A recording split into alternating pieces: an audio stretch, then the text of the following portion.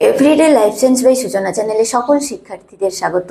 আজকে আবারও এসে গেছি বিভিন্ন ধরনের competitive exams, BSc nursing, GNM, ANM, joint এন্ট্রান্সের জন্য লাইফ সায়েন্স বিষয়ক জিকে 20 নিয়ে। তো পুরো ভিডিওটি তোমরা স্কিপ না করে দেখতে থাকো, চ্যানেলটিকে সাবস্ক্রাইব করে দাও। এছাড়া ভিডিওটি তোমাদের বন্ধুদের কাছে চটপট শেয়ার করে দাও। তাহলে চলো শুরু করা যাক। কোয়েশ্চেন নাম্বার 1, কোন পদ্ধতির সাহায্যে প্রমাণ করা যায় কোষ পর্দা অর্ধভেদ্য প্রকৃতির? কোন পদ্ধতি রয়েছে যার সাহায্যে প্রমাণ করা যায় যে কোষ পর্দা হচ্ছে অর্ধভেদ্য প্রকৃতির? সেই পদ্ধতিটি হচ্ছে প্লাজমোলাইসিস। সেই পদ্ধতিটি কি? সেই পদ্ধতি হচ্ছে প্লাজমোলাইসিস।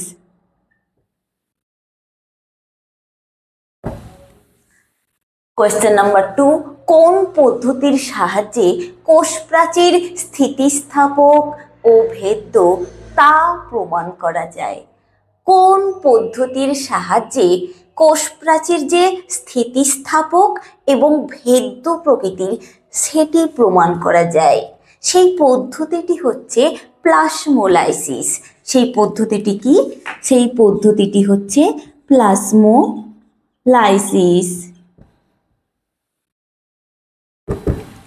কোয়েশ্চেন নাম্বার 3, কোষের অভিস্রবণীয় চাপ কোন পদ্ধতির সাহায্যে নির্ণয় করা যায়? কোয়েশ্চেনটা কি বললাম?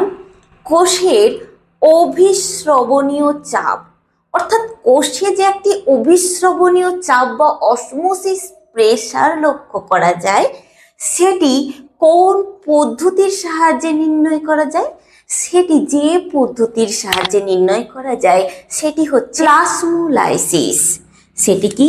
সেটি হচ্ছে প্লাজমোলাইসিস।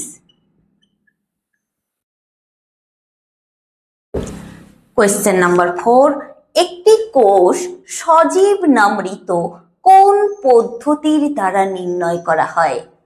একটি কোষ সেটি সজীব নাকি মৃত বা মারা গেছে, কোন পদ্ধতির সাহায্যে নির্ণয় করা হয়? সেই পদ্ধতিটি হচ্ছে প্লাজমোলাইসিস। সেই পদ্ধতিটি কি? প্লাজমোলাইসিস।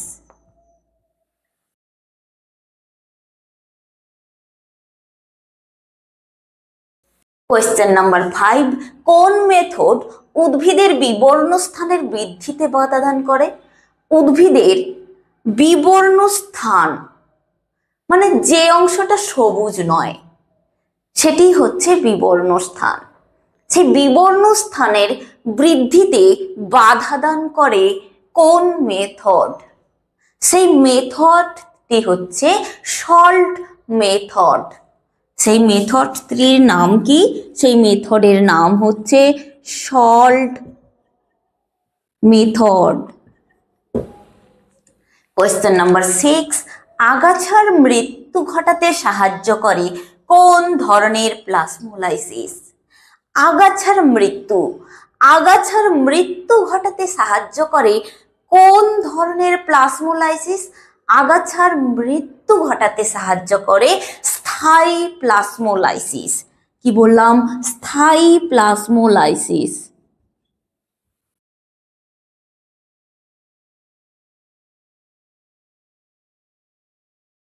কোয়েশ্চেন নাম্বার 7, লবণ মাখানো আচার, মাংস, মাছ ইত্যাদিতে ছত্রাক ব্যাকটেরিয়া কিসের কারণে জন্মাতে পারে না? কোয়েশ্চেনটা কি বললাম? লবণ মাখানো আচার, মাংস, মাছ ইত্যাদিতে ছত্রাক ব্যাকটেরিয়া কিসের কারণে জন্মাতে পারে না? কেবলমাত্র প্লাজমোলাইসিস পদ্ধতির কারণে জন্মাতে পারে না। কারণ প্লাজমোলাইসিস পদ্ধতি লবণের দ্বারাই সম্ভব হয়। তাহলে লবণই প্লাজমোলাইসিস ঘটাতে সাহায্য করে, সেই কারণে লবণ মাখানো আচার, মাংস, মাছ ইত্যাদিতে ছত্রাক ব্যাকটেরিয়া জন্মাতে পারে না। ক্লিয়ার? কোয়েশ্চেন নাম্বার 8, অধিক ঘনত্বের রাসায়নিক সার একই স্থানে দীর্ঘদিন প্রয়োগ করলে কোন কারণবশত উদ্ভিদটি মারা যাবে? অধিক ঘনত্বের রাসায়নিক সার একই স্থানে যদি দীর্ঘদিন প্রয়োগ করা হয়, তাহলে যে কারণটি পরিলক্ষিত হবে সেই কারণটি হচ্ছে প্লাজমোলাইসিস। এর ফলে উদ্ভিদটি মারা যাবে। তাহলে কোন কারণ বললাম? প্লাজমোলাইসিস।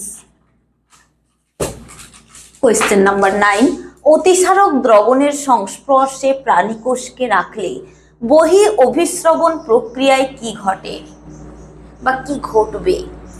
অতিসারক দ্রবণের সংস্পর্শে যদি প্রাণীকোষকে রাখা হয়, তাহলে বহি অভিস্রবণ প্রক্রিয়ায় প্রাণীকোষটির ক্রিনেশন বা সংকুচন ঘটবে বা প্রাণীকোষটি সংকুচিত হয়ে যাবে। বললাম প্রাণীকোষটি সংকুচিত হয়ে যাবে বা প্রাণীকোষের কুঞ্চন ঘটবে।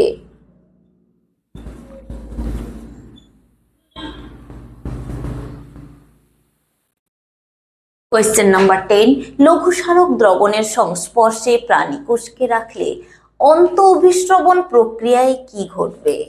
লঘুসারক দ্রবণ, এই লঘুসারক দ্রবণে যদি প্রাণীকোষকে রাখা হয়, তাহলে অন্ত অভিস্রবণ প্রক্রিয়ায় কি ঘটবে? অন্ত অভিস্রবণ প্রক্রিয়ায় প্রাণীকোষটির ব্লাস্ট হবে, অর্থাৎ প্রাণীকোষটির বিদারণ ঘটবে।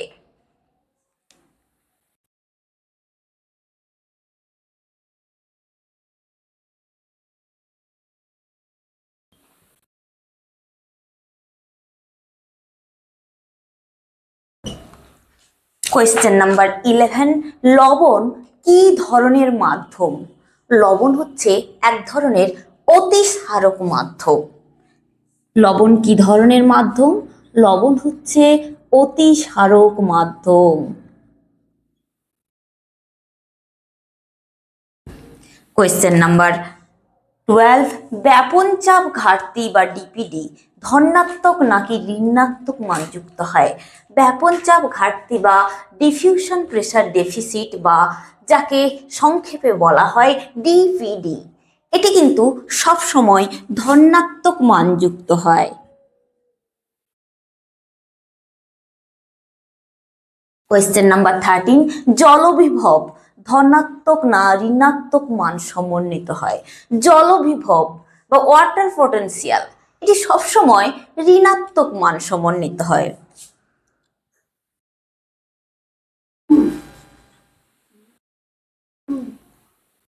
কোয়েশ্চেন নাম্বার 14, লঘুসারক দ্রবণ থেকে অতিসারক দ্রবণে অর্ধভেদ্য পর্দার মধ্য দিয়ে জলের গমন ক্ষমতাকে কি বলা হয়?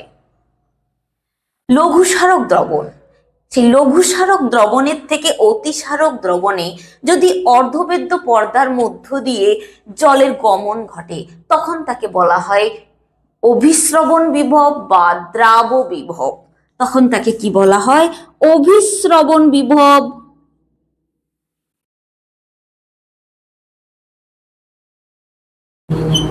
বা দ্রাব বিভব। কোয়েশ্চেন নাম্বার 15, অভিস্রবণ চাপ ও বিভবকে কিসের দ্বারা প্রকাশ করা হয়? অভিস্রবণ চাপ বা বিভবকে প্রকাশ করা হয় বায়ুমণ্ডলীয় চাপ বা মেগা পাস্কেল। কিসের দ্বারা প্রকাশ করা হয়? মেগা পাস্কেল বা বায়ুমণ্ডলীয় চাপ, যাকে এমপিএ দ্বারা প্রকাশ করা হয়, সংক্ষেপে এমপিএ লেখা হয়। কোয়েশ্চেন নাম্বার 16, উদ্ভিদ মাটি থেকে রস বা জল শোষণ করে কোন প্রক্রিয়ায়? উদ্ভিদ মাটি থেকে রস বা জল শোষণ করে কোন প্রক্রিয়ায়? সেটি হচ্ছে অভিস্রবণ প্রক্রিয়া। কোন প্রক্রিয়ায়? অভিস্রবণ প্রক্রিয়ায়। কোয়েশ্চেন নাম্বার 17, রক্ষী কোষে পত্ররন্ধ্রের উন্মোচন ও বন্ধ হওয়া নিয়ন্ত্রিত হয় কিসের মাধ্যমে? রক্ষী কোষে পত্ররন্ধ্রের উন্মোচন এবং বন্ধ হওয়াটা নিয়ন্ত্রিত হয় কিসের মাধ্যমে? রসস্ফীতি চাপের হ্রাস বৃদ্ধির মাধ্যমে। কিসের মাধ্যমে বললাম? রসস্ফীতি চাপের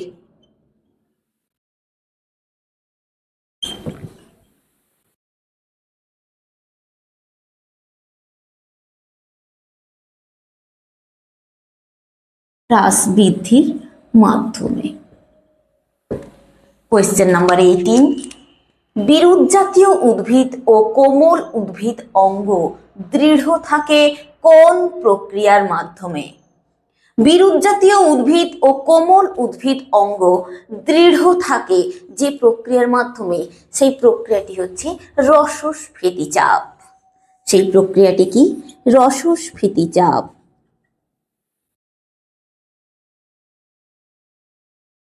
কোয়েশ্চেন নাম্বার 19, জাঙ্গল উদ্ভিদ শুষ্কতা সহ্য করতে পারে কোন কারণে? জাঙ্গল উদ্ভিদ শুষ্কতা সহ্য করতে পারে উচ্চ অভিস্রবণ চাপের কারণে। কি বললাম? উচ্চ অভিস্রবণীয় চাপের কারণে।